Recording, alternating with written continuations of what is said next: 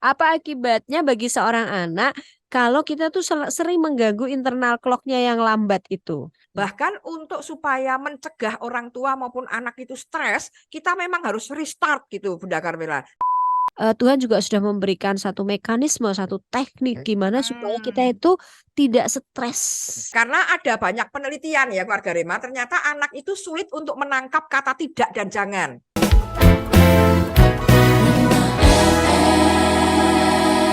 Oke, keluarga Rema. Ternyata masih banyak hal yang harus saya pelajari dari dosen saya ini. Wow. Oh, Mungkin saling belajar ya keluarga Rema ya. kalau saya tidak secara resmi menjadi mahasiswanya Bu Eksin, kalau mungkin saya sudah S2 kali ya Bu ya. Oh, sudah S3 ini. Loh, sudah belasan tahun ya, Bu. Belasan tahun dan Bunda Carmela pinter lagi ya. Nah, Oh. tapi ternyata keluarga Rema masih ada hal-hal yang baru. Karena itu Ya, em, tugas sebagai orang tua itu tidak pernah ada habisnya. habisnya. Dan Ya. selalu baru setiap hari ya keluarga Rema. Baik, barusan saya membaca Bu Ixtin tentang Iya. internal clock seorang anak. Jadi, internal clock itu apa gitu? Ternyata Ya. ada waktu-waktu, ada jam ya, jam pribadinya seorang anak itu clock ya, Iya. jam yang bergerak sangat lambat gitu, tidak sesuai atau tidak sama dengan jam internalnya orang tua. Orang tua beda ya. Ya, beda. Tadi tuh saya baca kalau anak-anak itu menikmati apa yang sedang dia alami, apa yang sedang dia lakukan saat ini dan di sini. Misalnya anak sedang bermain bola, ya dia menikmati permainan itu sedemikian seriusnya sehingga ketika disuruh mandi pasti bertengkar dulu dengan orang tuanya. Enggak mau mandi, aku baru main bola gitu. Atau apapun itu. Misalnya dia sedang asik pakai sepatu dan dia sedang belajar menyimpulkan tali sepatu. Buat dia itu sangat menarik dan sangat menarik konsentrasinya sehingga ketika dia disuruh ayo cepet pakai sepatu kok lama ini kita sudah kurang 10 menit. Dia marah gitu. Kok aku kan sedang menikmati memakai sepatu gitu. Kok aku kok dikejar-kejar. Nah, Bu Eksin, apa ini yang harus? Bukan, apa akibatnya Bu? Pertama, apa akibatnya? apa akibatnya bagi seorang anak kalau kita tuh sering mengganggu internal clock-nya yang lambat itu? Misalnya kita sudah mau berangkat sekolah, dia sedang melakukan sesuatu, kita langsung marah gitu. Terus, ini sudah kurang 30 menit, ini sudah kurang 1/4 jam, jadi kita marah-marah gitu. Kemudian kita suruh mandi, kita suruh apa makan gitu, hal-hal yang buat dia tidak semuanya lambat gitu. Ya gitu Bu. Apa akibatnya kalau anak-anak tuh sering dimarahi, sering apa sih orang Jawa bilang disusu-susu gitu ya. Susu-susu ya. Ya, baik. Jadi keluarga Rema, ya memang nanti saya akan mungkin sedikit menjelaskan kenapa anak bisa menikmati. Sebenarnya menikmati itu penting banget seperti tadi Bunda Carmela bilang bahwa saya melakukan sesuatu di sini saat ini pada waktu ini itu dia merasakan betul gitu ya keluarga Rema, tidak memikirkan yang lain begitu. Ini mungkin berbeda dengan nanti ada istilah multitasking gitu ya, keluarga Rema ya Bapak Ibu ya. Jadi kalau saya ngobrol dengan Bapak Ibu nih, terus saya memikirkan, duh jemuran saya tadi sudah diangkat belum ya? Kompornya sudah dimatikan belum? Bubar gitu. Jadi tidak menyenangkan gitu. Sayanya kemerungsung, yang mendengar kemerungsung, semuanya kemerungsung atau kesusu kata Bunda Carmela tadi ya. Nah, jadi kalau anak itu sedang menikmati sesuatu, menurut saya bagus juga. Itu istilahnya mindfulness. Bukan mainnya yang full ya, bukan pikirannya yang full, tapi dia menyadari apa yang dia lakukan dirasain. Apalagi bagi anak-anak kan semua baru ya Bunda Carmela. Ya, betul pakai sekali. kaos kaki baru pertama kali ini makan sendiri misalnya. Jadi semua dia menikmatin gitu. Ya, saya masih ingat anak saya juga begitu melihat awan, jalan ke sekolah itu nggak susu tapi dia melihat ada awan yang berubah bentuk begitu gitu. Nah itu menurut saya oke banget sebetulnya, atau yang disebut dengan mindfulness. Jadi yang dia lakukan itu dia resapi betul, sehingga dia menguasai perilaku tersebut. Nah tadi pertanyaannya apa dampaknya toh Bu? Ya, sebentar Bu, boleh ya, memotong ya Bu. Apakah saat dia sedang benar-benar meresapi yang Ibu istilahkan dengan mindfulness tadi, dia juga mempelajari sesuatu ya Bu ya? Iya betul banget, karena dia mempelajari sesuatu, merasakan gitu. Ada sesuatu ternyata yang menurut dia baru, dia pelajari sehingga suatu hari nanti dia akan ahli di situ. Misalnya menali sepatu ya, mengikat sepatu, dia pelajari betul, nggak kesusu, memperhatikan, lama-lama dia akan ahli di situ. Maka orang-orang yang mindfulness dia akan memahami sesuatu itu lebih baik dibanding yang multitasking gitu. Nah, multitasking itu boleh banget, melakukan sesuatu bersama-sama itu boleh banget kalau sudah ahli di semua keterampilannya. Misalnya saya sudah ahli ngomong sambil masak, sambil menyetrika baju, ini misal nih. Nah, kalau itu dilakukan bersama, asal saya pernah mindfulness, itu oke, Bunda Karmila. Tapi kalau awal-awal melakukan sesuatu, memang harus dia memperhatikan, menyadari, itu penting sekali. Nah, dampaknya kalau anak diburu-buru, maka proses pembelajaran di mindfulness jadi hilang, keluarga Rema. Ayo cepet dulu gitu. Nah itu. Nah tetapi kalau ini mestinya jadi hilang, jadi dia melakukan sesuatu itu tidak ada maknanya, mungkin begitu ya Bunda Karmela. Asal melakukan sesuatu aja, jadi kecapeannya itu lebih parah gitu, jadi lebih capek karena dia tidak menikmati apa yang dia lakukan, jadi terburu-buru ya. Ya, seperti Bunda Karmela mungkin ngajar merasakan di situ dengan terburu-buru, habis ini mau ini gitu. Nah itu bikin lelah, capek gitu. Jadi fokus itu penting sekali. Jadi disitulah sebetulnya letak gesekan dengan orang tua ya. Iya, orang tua tidak menyadari bahwa anak ini sedang belajar. Karena orang tua berpikir gitu aja kok dinikmati, lama sekali gitu. Ngapain? Padahal jamnya ini loh, jamnya sudah mau terlambat kayak gitu. Ya, jadilah gesekan ya Bu ya. Betul. Karena bagi orang tua itu sudah nggak apa ya, itu sudah terampil mengikat sepatu, pakai kaos kaki, nyiapin baju, buku, itu bagi orang tua sudah oke. Jadi ayo cepet aja gitu. Nah, tapi anak butuh belajar. Jadi bagus banget kalau anak yang disebut oleh Bunda Karmela itu yang tadi ya, jadi kesannya itu jamnya lambat. Nah, supaya gesekan tidak banyak terjadi dengan orang tua perlu melatih ini Bunda Karmela. Baik, itu mungkin nanti di sesi yang kedua ya Bu. Sekarang kita masih pengen membahas dampaknya Ibu. Kalau misalnya yang pertama tadi kalau kita buru-buru anak proses belajarnya jadi terputus ya Bu. Iya betul. Dia harusnya menikmati, harusnya mindfulness tadi sih jadi terpotong. Betul banget. Lalu yang kedua apa ini Bu? Apakah kalau anak yang sering di apa ya? Susu. Bisa jadi rendah diri atau bisa, dia frustrasi ya. Frustasi di dalamnya atau bagaimana Bu?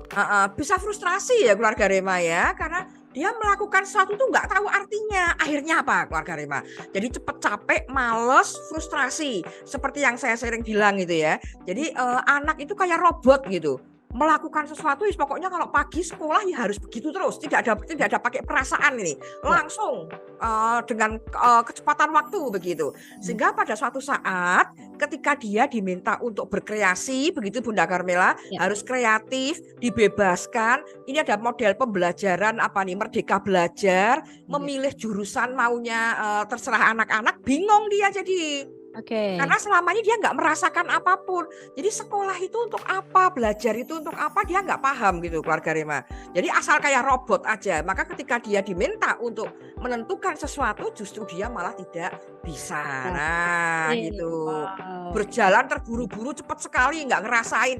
Keluarga Rema pernah nggak ini misalnya naik sepeda motor atau naik mobil, tapi tergesa-gesa. Itu kan keluarga Rema ya nyampe sampai tujuan. Tetapi sampai di tujuan itu kadang kita suka heran ya loh. Tadi itu aku melewati perempatan itu enggak ya, lupa gitu kita. Oke, ya benar Saking sekali. spontannya, pernah Benar nggak sekali. keluarga? Nah, Mhm. itu terjadi kalau yang nyetir bukan saya gitu ya, nyetir suami Heeh, saya gitu kan. Ini kan heeh. sudah pernah lewat di sini, nggak tahu lupa. Lupa ya karena Lupa itu ya. nggak ada maknanya, tidak dimaknai gitu. Tapi kalau nyupir sendiri di waktu-waktu yang rada senggang gitu kita kan bisa ngeliat, oh itu ada toko itu, ada perempatan itu. Ya Kita betul. lebih ini ya, lebih connect otaknya. Aha. Tek tek tek tek tek gitu. Jadi lebih lebih cepat mampu menguasai suatu keterampilan karena ngerti maknanya. Ya. Gitu. Jadi keluarga Rema anak-anak itu bisa cerdas itu kalau di otak itu apa namanya ya, ada hubungan-hubungan sinaps-sinaps katanya dek dek dek dek lah. Itu jadi pinter. Semakin banyak yang berhubungan di otak kita, di otak anak kita juga, maka anak kita makin jadi pintar gitu. Nah, Wow. ketika menghubungkan ini kan harus ada maknanya begitu. Ada maknanya, oh saya belajar matematika, ini bagus untuk berhitung kalau ada diskon di toko, misalnya kayak Wow, gitu. ya benar. Ada hubungannya, tak gini kan. Ya. Terus dia kan ngamatin, oh ya begitu ya modelnya. Sehingga ada hubungannya, maka dia makin cerdas.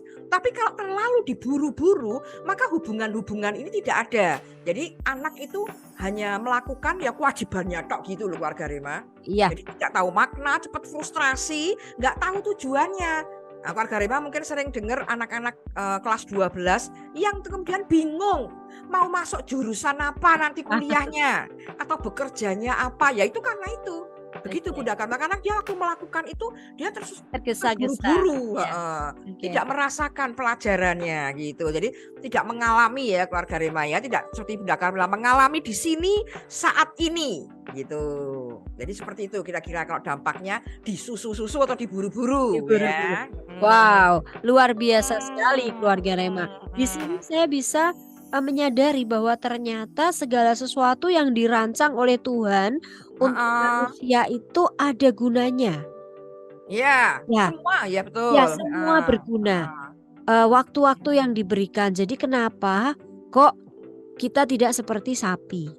Oke. Kalau sapi itu keluar langsung dia berdiri, Heeh. kemudian dia langsung makan. Mhm. Nah, jadi tidak seperti kita, bayi itu harus diberi waktu untuk bertumbuh. Kemudian, saat dia mau belajar makan aja minta ampun lamanya Iya, ya. Sampai dulu heeh. tuh kita tuh bisa bangga sekali ketika anak kita itu bisa makan pakai sendok, gitu. Mhm. Bisa makan sendiri loh pakai sendok. Tadinya pakai sendok tuh nggak bisa masuk ke mulut, tapi nasinya kemana-mana gitu. Itu kan Iya, buat kita jengkel ya, Bu, ya, tapi heeh ternyata heeh. itu ada gunanya ya, Bu, ya. Ada gunanya semua, semua ada gunanya, betul yang tadi disampaikan Bunda Carmela. Jadi anak-anak, waktu dia bisa melakukan sesuatu dan sebagainya kita bangga, tapi dijengkel karena kelamaan. Nah, nanti kita lihat bagaimana supaya anak itu nggak lama Oke, begitu. oke, Tetapi ini perlu banget loh keluarga Rema, ya. bahkan untuk supaya mencegah orang tua maupun anak itu stres, kita memang harus restart gitu Bunda Carmela. Nah, restart itu ya seperti tadi, apa ya, membuat pelan gerakan kita. Wah, slow motion ini penting keluarga Rema. Jadi kalau Memelankan. kita memelankan ya, membuat pelan. Jadi kalau misalnya kita sudah sangat kemerungsung keluarga Rema, kita sudah sangat cepat sekali dalam hidup kita, kemerungsung banget, mungkin beberapa tujuan tercapai tapi lelah dan frustrasi. Oke. Maka kalau ini terjadi, maka kita restart. Jadi dipelankan. Coba dipelankan. Nanti kalau saya ngantar sekolah, misalnya keluarga Rema kita ngantar sekolah, dipelankan coba. Bukan motornya yang dipelankan, tetapi kita menikmati. Coba saya lihat jalan ini berlubang, oh jalan sana sedang dicat kalau mau 17-an, coba dinikmatin semuanya keluarga Rema. Ya. Termasuk belajar mindfulness ini, diem sebentar kalau memang perlu diam, tapi nggak harus diam sih, tapi kalau mau coba sekarang keluarga Rema misalnya diem sebentar, coba didengarkan, ada suara apa di sekelilingnya keluarga Rema, ada apa nih suaranya. Saya pakai kipas angin ini. Keluarga Rema. Jadi kedengeran banget ada suara kipas angin. Terus diem.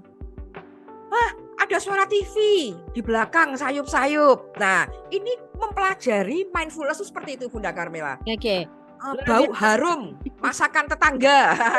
Itu penting itu ya. Alright, keluarga Rema kita langsung saja kembali ke topik kita pada sore hari ini. Iya. Kali ya. Apakah di tempat Ibu Ekstin sudah ada yang menjawab, Ibu?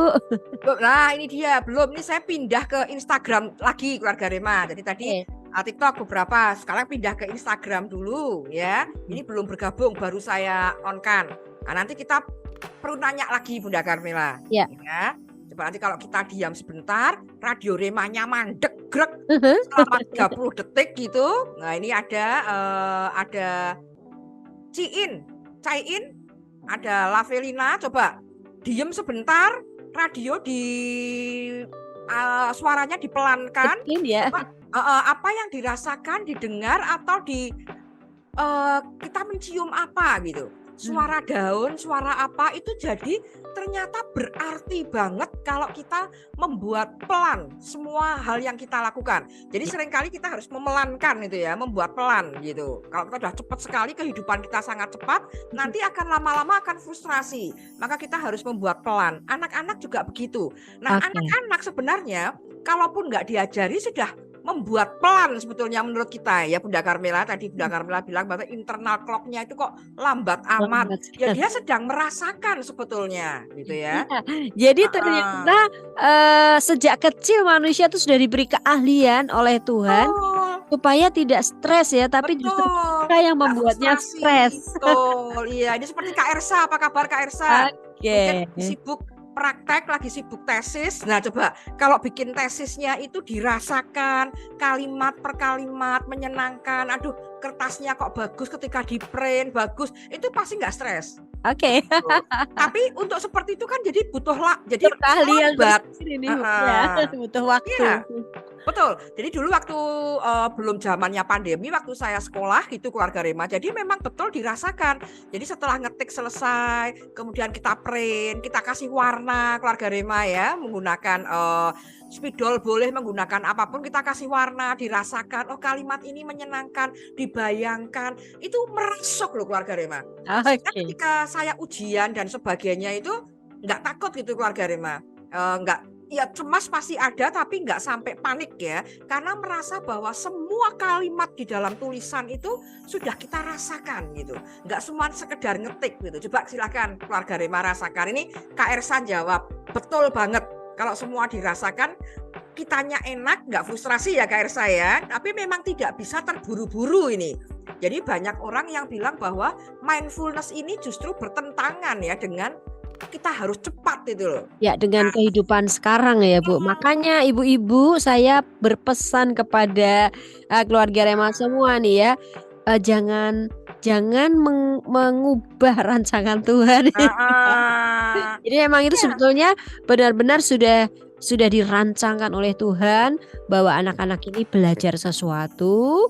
Kemudian yang kedua, Tuhan juga sudah memberikan satu mekanisme, satu teknik gimana supaya kita itu tidak stres.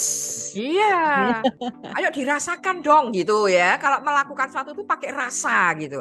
Nah, yang jadi persoalan kan ini tuh Bunda Carmela. Karena kita ini mindfulness ada di situ, melakukan dengan penuh kesadaran, orang menganggap bahwa itu jadi lambat. Iya. Buang waktu ya Bu ya. Buang waktu kok cepet gitu loh. Gitu aja kok dipikirin, baper amat sih gitu ya misalnya. Padahal itu penting. Nah, ini ada satu pertanyaan ini Bu yang berhubungan dengan apa yang disampaikan oleh Bu Ekstin tadi. Bagaimana caranya? Bagaimana caranya supaya anak-anak ini bisa dilatih ya supaya mindfulness tapi juga tidak dikejar-kejar begitu. Ini ada Ibu Hana di Semarang. Ibu Hana di Semarang. Selamat malam Ibu Hana. Ibu Hana tulis demikian Ibu. Benar Bu, itu seperti anak saya yang kelas 7, berarti udah SMP ya. Semua harus kayak disusu-susu karena kurang bisa bagi waktu. Terus solusinya bagaimana ya Bu untuk anak? Maaf agak lambat untuk bertindak. Maaf, semua kelihatannya harus disuruh dan belum ada tanggung jawabnya. Kadang ya kasihan kalau waktu disusu-susu papahnya sampai geter-geter gitu tangannya. Maaf, apa itu sengaja atau memang efeknya begitu ya Bu? Mohon pencerahan. Terima kasih. Baik. Ya. Bu Hana. Ya. Bu Hana, jadi memang tadi saya bilang kesannya itu mindfulness jadi berbeda dengan cepat. Padahal dia sedang memikirkan itu anak kita ya. Nah, tetapi memang ada bedanya nih keluarga Rema.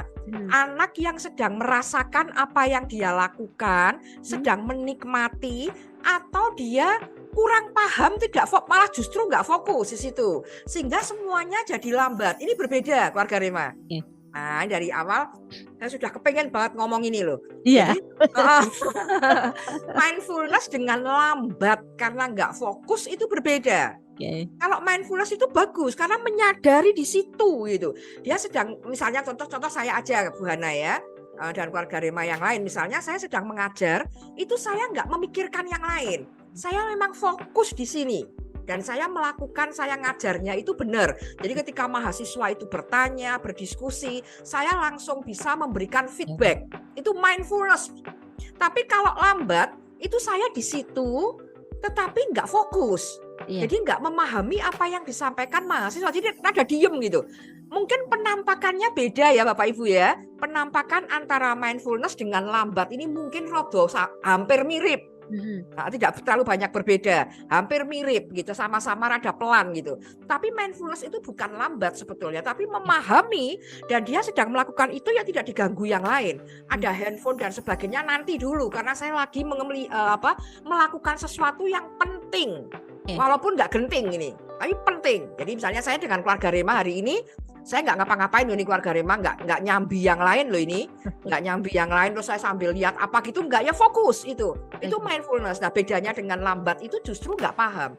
Nah silahkan Bu Hana untuk memperhatikan ke anak ini memang sedang asik melakukan sesuatu atau malah justru tidak fokus atau tidak mampu melakukan sesuatu sehingga lambat. Ini bedanya di situ.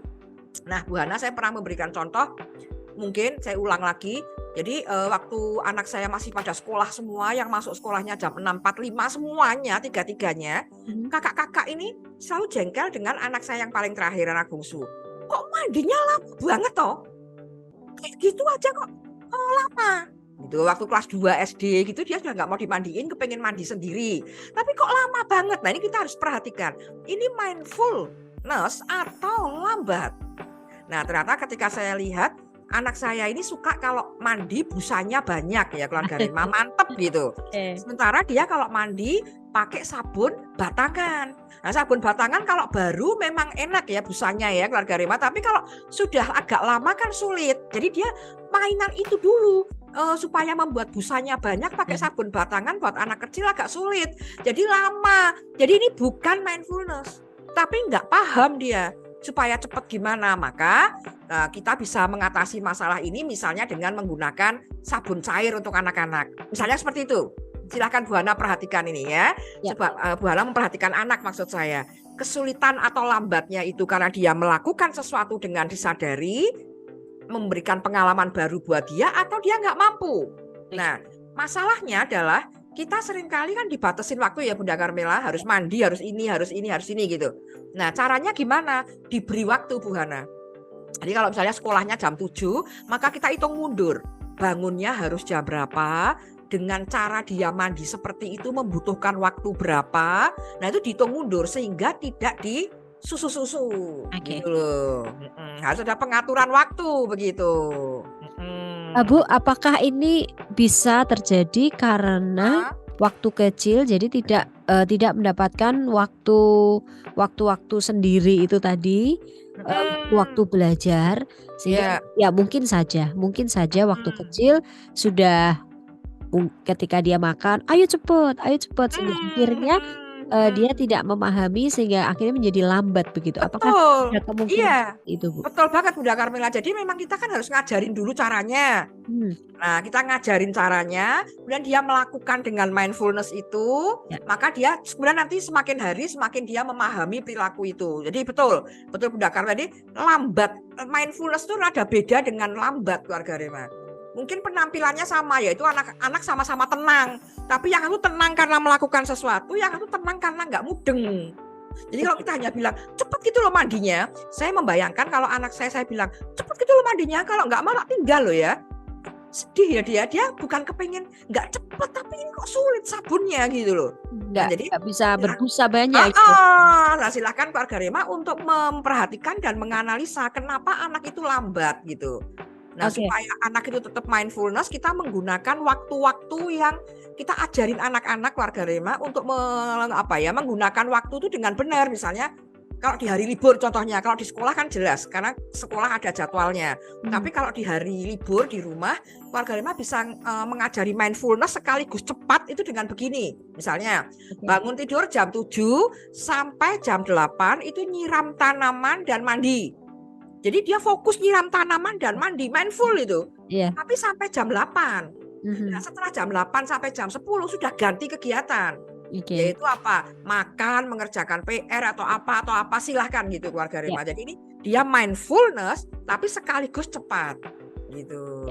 Jadi itu perlu diingatkan terus ya Bu ya. Ayo nih kita jam sampai kurang 10 menit gitu, kurang 10 menit menyiram dan mandinya kayak gitu. Betul, diberi waktu sehingga anak kan tahu, oh ya ini sekarang kan sampai jam 8 nih nyiram tanaman sama mandi di hari libur. Sekarang jam 7 berarti aku mau nyiram tanaman dulu lah. Dia memperhatikan. Mungkin bisa ngobrol sama daun ya keluarga Rema ya.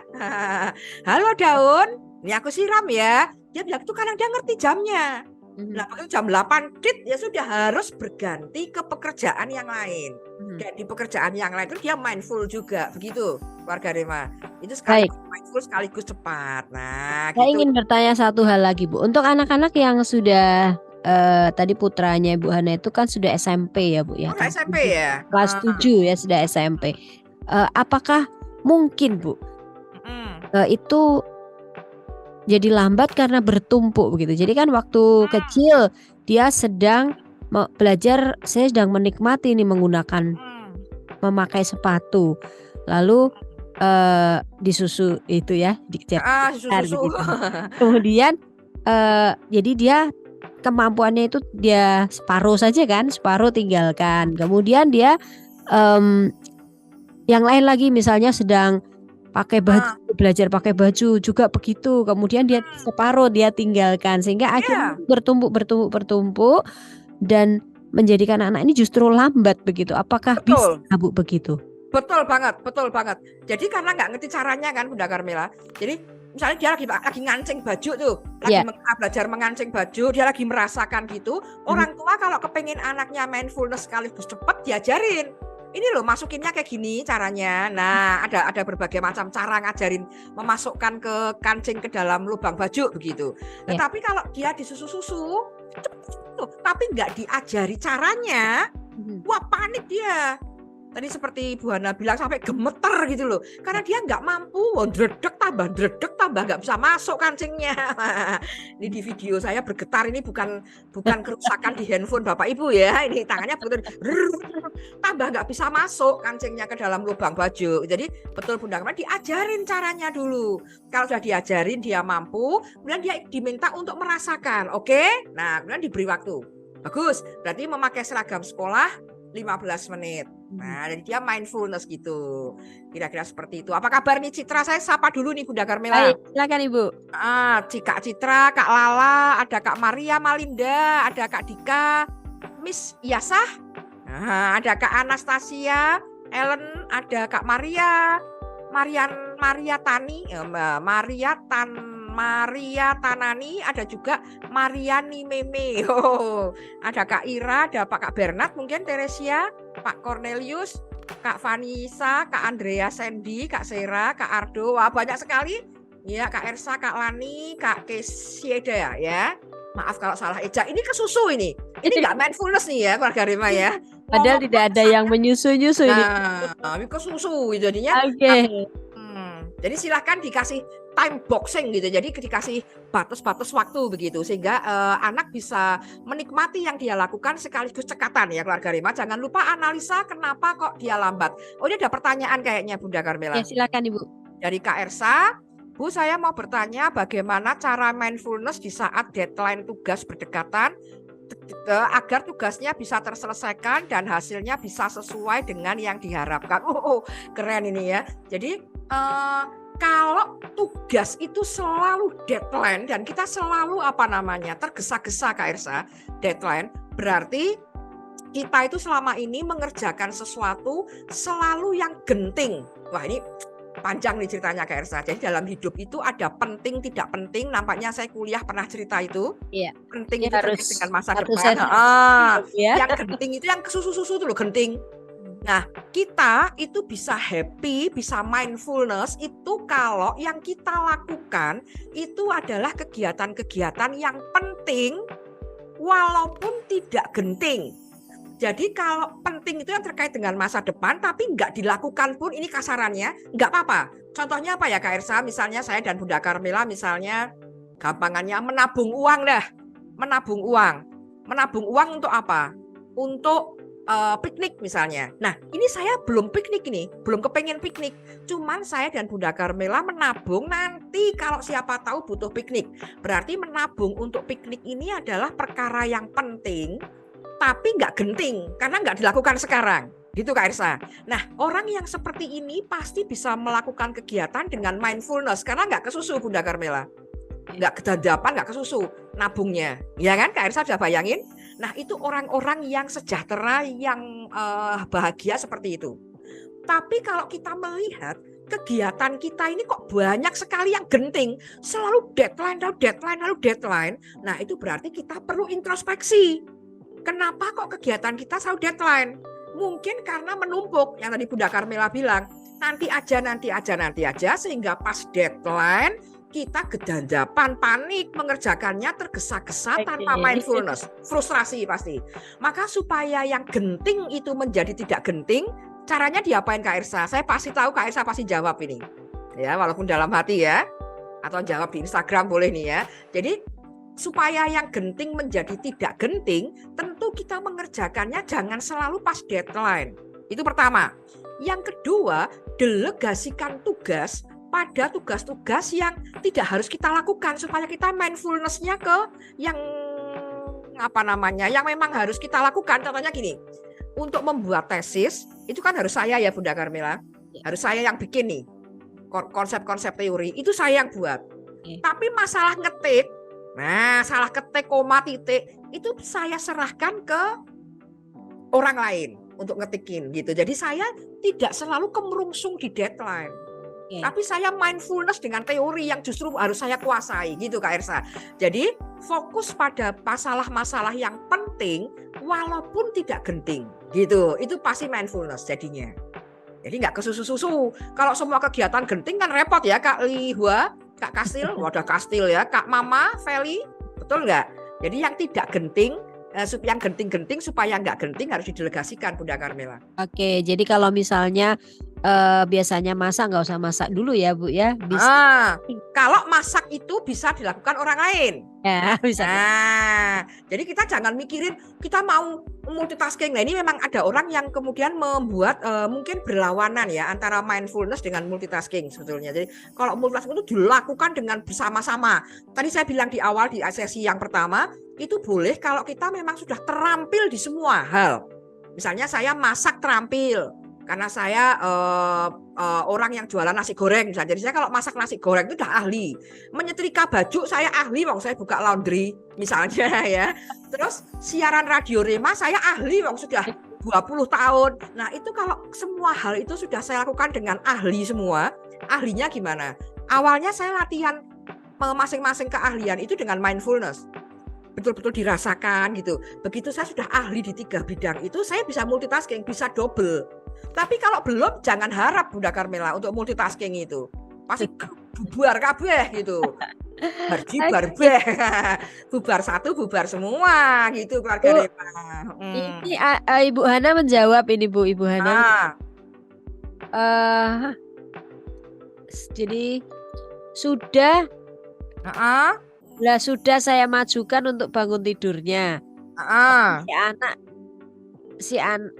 Anaknya juga tahu, tetap lambat berpakaian, gosok gigi harus disuruh karena sering lupa, pakai sepatu harus diingatkan. Jadi kalau waktu udah tinggal beberapa menit, saya diamkan. Kalau pas libur sekolah, contoh hari Sabtu, ya ndak mandi, ndak gosok gigi, dan lain-lain. Baru setelah kita suruh baru jalan, katanya begitu. Tapi kalau untuk sekolah dan berteman nggak ada persoalan ya Bu Hana. Itu yang penting. Berarti hanya males tok. Nah ini kita lihat. Nah itu penyebabnya apa kok dia males atau bangun tidurnya dibangunkan nggak Bu Hana? Karena kalau anak dibangunkan itu memang emosinya beda ya. Gitu. Jadi lebih baik anak itu bangun dengan sendirinya sehingga secara tubuh dan jiwa itu siap. Tubuh dan jiwa ya. Bangunlah jiwanya, bangunlah badannya gitu. Jadi jiwa dan badan itu harus siap. Kalau dia sudah siap bangun dengan enak, maka dia akan melakukan kegiatan nyaman. Tapi kalau masih ngantuk, wah gliyeng itu Bu Hana. Nah, Bu Hana dari mana tadi Bu? Mungkin tahu ya bahasa gliyeng. Gliyeng gitu, mumet itu, pusing. Dari Semarang, dari Semarang jadi tahu. Dari mana Bunda Carmela? Dari Semarang. Oh dari Semarang tahu yang gliyeng gitu ya, mumet gitu ya. Jadi usahakan bangun tidurnya jangan dibangunkan. Karena bangun sendiri, wah kalau nggak dibangunkan nggak bangun. Nah, berarti dia masih kurang tidurnya. Harus dihitung mundur keluarga Rema. Dia harus bangun jam 6 misalnya nih supaya nggak kesusu. Berarti kemarin saya coba dia tidur jam 11 malam nggak nutut ini karena orang Semarang bilang nggak keburu nih nggak bisa bangun, maka harus mundur yaitu jam 10 malam. Gitu keluarga Rema. Dan ini nggak bisa sehari 2 hari, bisa seminggu 2 minggu ini mengubah pola tidur supaya jam 6 dia bangun dengan sendirinya. Bukan karena dibangunkan. Kalau dibangunkan memang rada pusing gitu. Oke. Apalagi sudah kelas 7 ya keluarga Rema, mestinya dia sudah sadar. Itu dulu yang pertama dianalisis, yang kedua apa dia nggak senang sekolah jangan-jangan. Nah ini kan kita lihat kenapa tidak suka sekolah. Karena biasanya ada anak-anak loh Bu Hana yang kalau sekolah bangunnya mepet. Tapi kalau libur malah bangunnya gasik itu loh keluarga Rema ya. Ya karena dia nggak ada beban, seneng jadi bangunnya malah pagi. Nah silahkan, atau ada 2 hal itu Bu Hana. Silahkan ya, gitu. Kalau kasusnya Bu Hana ini kebetulan ada Ibu Yohana bersama mirip. Oh ya, dari Kudus. Ibu ini berkata, saya kok bingung dengan kata mengingatkan. Jadi perlu nggak toh selalu diingatkan gitu. Jadi kalau diingatkan terus nanti anak jadi tidak mengerjakan dan tidak bertanggung jawab. Bila tidak diingatkan nanti dia tidak mengerjakan tugasnya. Itu sebenarnya mirip ya Bu dengan mirip ya. Jadi kalau mengingatkan itu kan berarti orang itu lupa ya, atau anak itu lupa. Lah kenapa kok lupa? Karena nggak berkesan tugasnya itu. Jadi kok kita harus ngingetin, harusnya kan enggak. Kalau itu suatu perilaku yang harus kewajiban dia, mestinya nggak lupa, nggak perlu diingetin. Kayak saya ini. Acara Bunda setiap Senin pukul 6 apa saya diingetin terus kan nggak usah toh. Kalau Bunda Carmela merasa kok ini Bu X ini selalu lupa, terus sabel Senin saya ngomong Bu nanti siaran saya kaget, hah? Lah kok siaran? Lah kalau selalu lupa terus berarti itu nggak ada kesan gitu. Kegiatan itu tidak berkesan untuk saya, maka harus dilacak Bapak Ibu. Kenapa anak kita tidak suka atau tidak berkesan melakukan kegiatan itu gitu. Oh ini ada Bu Kastilhana mungkin sama ya. Terus gimana ya Bu? Nah jadi diceknya adalah dia kenapa nggak berkesan dengan kegiatan itu. Kegiatan apa sih Bu? Sekolah ya misalnya. Nah kenapa dia nggak berkesan dengan kegiatan sekolah? Kenapa dia nggak suka gitu? Karena kalau suka orang pasti senang dan ingat gitu. Ya kan keluarga Rema? Bahkan kita sama mantan kita, kok kita, misalnya ada orang kok selalu mengingat mantan, nggak usah diinget-ingetin, inget terus gitu, kenapa? Ya karena masih memperhatikan dan masih ingat kesan menyenangkannya. Jadi sekolah itu kenapa nggak seneng untuk anak-anak, mandi kenapa nggak menyenangkan, seperti anak saya tadi. Nah itu dilacak gitu sampai ke sana. Nah kita bantu keluarga Rema, ya sehingga nanti dia lama-lama ingat gitu ya. Baik, ada Kak Handi Susanto, apa kabar ini? Terus sebentar ini ada Kastilhana, nampaknya sama dengan Bu Yohana, Bunda Carmela. Ya, Bu Yohana atau Ibu Hana, Ibu? Nah ini Kastilhana. Lah itu anak saya ketoknya enggak suka sekolah. Lah itu Bu, bener kan? Nah kalau enggak suka sekolah dicek Bu. Enggak sukanya kenapa? Temannya, pelajarannya, atau apanya? Nah kemudian kalau kita ketahui misalnya pelajarannya, maka kita bisa ngatasi keluarga Rema ya Bu Hana ya, kita atasi dengan kamu nggak suka toh pelajaran apa, misalnya kamu nggak suka pelajaran bahasa Mandarin, ya sudah yang penting KKM kamu senangnya kan matematika. Nah, matematikanya kita push supaya nilainya bagus. Yang Mandarin nggak usah terlalu ngoyo lah, gitu-gitu keluarga Rema. Dengan gembira kita menyampaikan seperti itu supaya anak seneng. Kalau seneng maka tidak perlu diingatkan, sudah ingat. Oh ya besok aku harus begini, begitu, begini, gitu keluarga Rema. Jadi harus dilacak ya, jangan hanya dilihat lambat tidaknya dia melakukan sesuatu. Tapi kenapa? Kita bantu ke situ. Begitu keluarga Rema. Baik, Nah, ini yang terakhir Bu, saya ingin bertanya, apakah mengganti kalimat dengan kalimat yang lebih positif, bukan ya. kalimat negatif gitu, apa penting ya Bu ya? Jadi misalnya seorang anak yang sering kita bentak gitu ya, lama sih kamu, nanti kamu terlambat loh, begini gitu. Kita marahin begitu, nanti kalimatnya kita ganti begitu. Kamu bisa kok cepet sebetulnya gitu ya, daripada kamu kok lelet lemot banget toh, mendingan kamu lo bisa lo cepat dengan begini. Nah, nali sepatu kok lama banget toh kamu tuh. Nah itu negatif. Kalau positifnya ya bisa gitu, kamu bisa kok cepet menali sepatu dengan cara begini, nanti mama ajarin, papa ajarin gitu. Gitu keluarga Rema. Jadi orang lambat intinya bisa jadi karena dia nggak fokus di perilaku itu dan dia nggak nguasain. Kalau nguasain pasti cepat. Nah, jadi mindfulness dan cepat itu bukan suatu hal yang bertentangan, bisa banget gitu. Jadi mungkin kamu kalau makannya lebih cepat bisa main lebih lama gitu ya Bu ya. Kamu bisa kok dengan cepat dengan cara begini gitu. Jangan lupa pakai caranya gimana. Caranya gimana ya? Perlu diajari anak-anak. Penting cepat. Lah cepat. Airnya aja habis buat mandi nggak ada air. Suruh cepat gimana lah? Tapi anak kan nggak bisa menyampaikan. Jadi maka kita yang turun observasi, menganalisa kenapa anak kita lambat di satu hal. Jadi jangan pernah membangunkan anak, harus dibuat anak itu bangun dengan sendirinya. Pasti lebih gesit begitu. Oh ya.